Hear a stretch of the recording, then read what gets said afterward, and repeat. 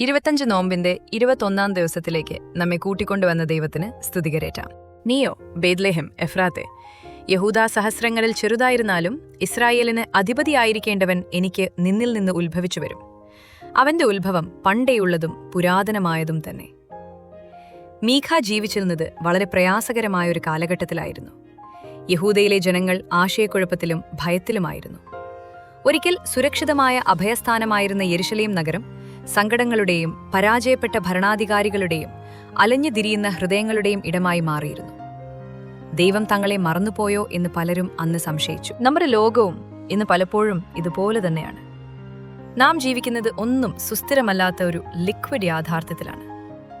തൊഴിൽ സുരക്ഷയില്ലായ്മയും ബന്ധങ്ങളിലെ പെട്ടെന്നുള്ള മാറ്റങ്ങളും നമ്മുടെ മൂല്യങ്ങൾക്കുണ്ടാകുന്ന തകർച്ചയുമൊക്കെ നമ്മെ അസ്വസ്ഥരാക്കുന്നു. നിശ്ചലമാകാത്ത ഈ ലോകത്ത് മുങ്ങിപ്പോകാതിരിക്കാൻ പൊരുതി പലരും ഉള്ളുകൊണ്ട് തളർന്നിരിക്കുകയാണ്. ഇന്റർനെറ്റിലൂടെ നാം എപ്പോഴും ബന്ധിക്കപ്പെട്ടിരിക്കുന്നു എന്ന് തോന്നുമ്പോഴും ആഴമായ ഏകാന്തത പലരും അനുഭവിക്കുന്നുണ്ട്. ഒന്നും ശാശ്വതമല്ലെന്ന ഭയത്തിൽ നിന്ന് അവിശ്വാസത്തിന്റെ നിഴലുകൾ വളരുന്നു.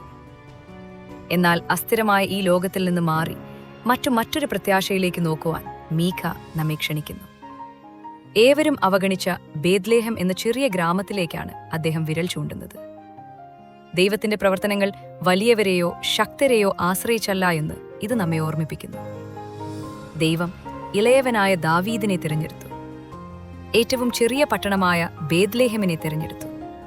അതുപോലെ നമ്മെപ്പോലുള്ള സാധാരണക്കാരെയും അവിടുന്ന് തിരഞ്ഞെടുക്കുന്നു. നമ്മുടെ പോരാട്ടങ്ങളെ ഒരു സ്ത്രീയുടെ പ്രസവ വേദനയോടാണ് മീഖ ഉപമിക്കുന്നത്. ആ വേദന അവസാനമില്ലാത്തതല്ല, അത് പുതിയൊരു ജീവനിലേക്കുള്ള വഴിയാണ്. അത് സന്തോഷത്തെ ഒരുക്കുന്നു. അതുപോലെ നമ്മുടെ ആശയക്കുഴപ്പങ്ങളും ഭയവും ജീവിതത്തിന്റെ അവസാനമല്ല. അകലെയിരുന്ന് നോക്കി നിൽക്കുന്നവനല്ല, മറിച്ച് തന്റെ ആടുകളെ സംരക്ഷിക്കുകയും കരുതുകയും ചെയ്യുന്ന യേശു എന്ന ഇടയരാജാവിലൂടെ ദൈവം പുതിയൊരു പുലരി ഒരുക്കുകയാണ്. അവിടുന്ന് നമ്മുടെ ഇരുട്ടിലെ വെളിച്ചം മാത്രമല്ല, അവിടുന്ന് നമ്മുടെ കർത്താവും രക്ഷകനും മാറാത്ത അടിസ്ഥാനവുമാണ്. അതുകൊണ്ട് ഇന്ന് നിങ്ങൾ ആകുലപ്പെടുകയോ ജീവിതം ഇരുളറിഞ്ഞതായി തോന്നുകയോ ചെയ്യുന്നുവെങ്കിൽ ഓർക്കുക, നിങ്ങളുടെ സുരക്ഷിതത്വം പുരാതനമായ കാലം മുതലുള്ള ദൈവത്തിന്റെ പദ്ധതിയിലാണ്.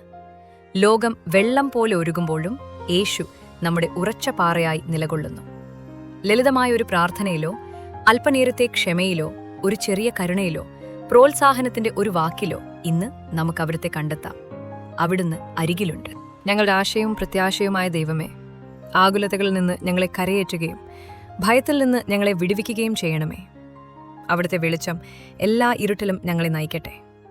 ഞങ്ങളുടെ മനസ്സുകൾക്കും ഹൃദയങ്ങൾക്കും സമാധാനം നൽകണമേ.